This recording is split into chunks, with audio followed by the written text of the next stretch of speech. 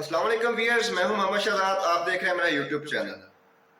बड़ी अहम तरीन डेवलपमेंट शुरू हो चुकी है पाकिस्तान की सियासत के अंदर। आर या पार की सियासत शुरू हो चुकी है।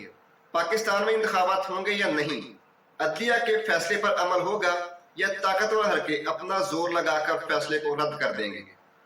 फाइनल राउंड शुरू हो चुका है और इसी फाइनल राउंड के बाद पता चलेगा कि इलेक्शन होते हैं या फिर ताकतवर हल्के जीत जाते हैं। कप्तान को गिरफ्तार या नाअहल किया जा सकेगा या फिर कप्तान एक नई तारीख रकम कर देगा। एक बड़ा दावा किया गया है कि ताकतवर हरके क्या करने पर मजबूर हो सकते हैं।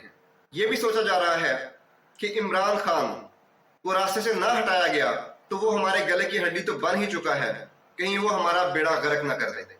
शब्बर ज़ैदी साहब ने आज फिर एक दावा किया है।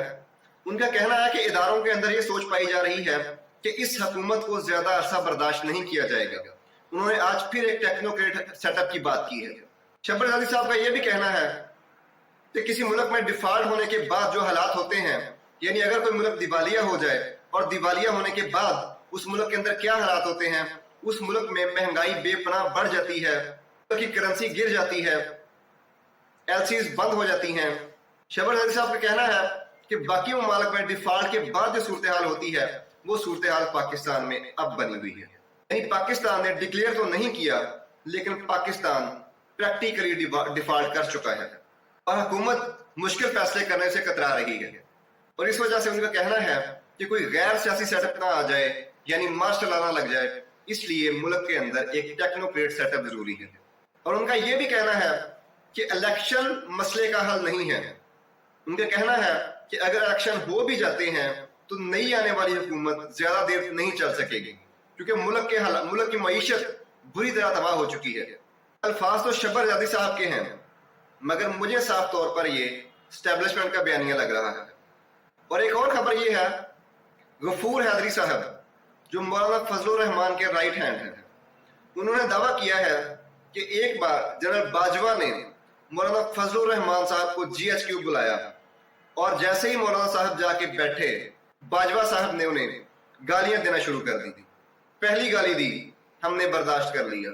दूसरी गाली दी, हमने बर्दाश्त कर लिया। जब वो तीसरी गाली देने लगे तो मैंने कहा, shut up general Bajwa, shut up, आप अपने अल्फाज वापस लें। फिर वो कहते हैं कि जनरल बाजवा ने अपने अल्फाज वापस लिए और मौलाना साहब से माफी मांगी और उन्होंने ये एक्सेप्ट किया कि मौलाना साहब बहुत बड़े आलम दीन और एक बहुत बड़े लीडर हैं। और एक और खबर ये आ रही है कि इलेक्शन कमीशन ऑफ पाकिस्तान का आज का इजलास खत्म हो चुका है। आज ये फैसला होना था कि अदालत के फैसले की तामील होगी या फिर ताकतवरों के हुक्म की तामील होगी। इतलात ये आ रही हैं कि इलेक्शन कमीशन का इजलास बगैर इलेक्शन की तारीख दिए खत्म हो चुका है और बहाना ये किया गया है कि गवर्नर साहब को दरख्वास्त की गई है कि वो कल इलेक्शन की मुशावरत के लिए मुनासिब वक्त दें। और इस सिलसिले में जरूरी मरासला जारी कर दिया गया है ताकि आइंदा का लायहा अमल तय किया जा सके। मतलब वही डिलेइंग टैक्टिक्स इस्तेमाल की जा रही हैं। अंदर से खबरें ये आ रही हैं कि इलेक्शन कमीशन के अरकान काफी घबराए हुए हैं, क्योंकि हुकूमत और बाकी सबका ये कहना है कि इलेक्शन की तारीख इलेक्शन कमीशन देगा, लेकिन ये इलेक्शन की तारीख कब देनी है, इसके लिए कल का दिन इंतहाई अहम होगा। अब तक के लिए इतना ही, मिलते हैं नेक्स्ट वीडियो में।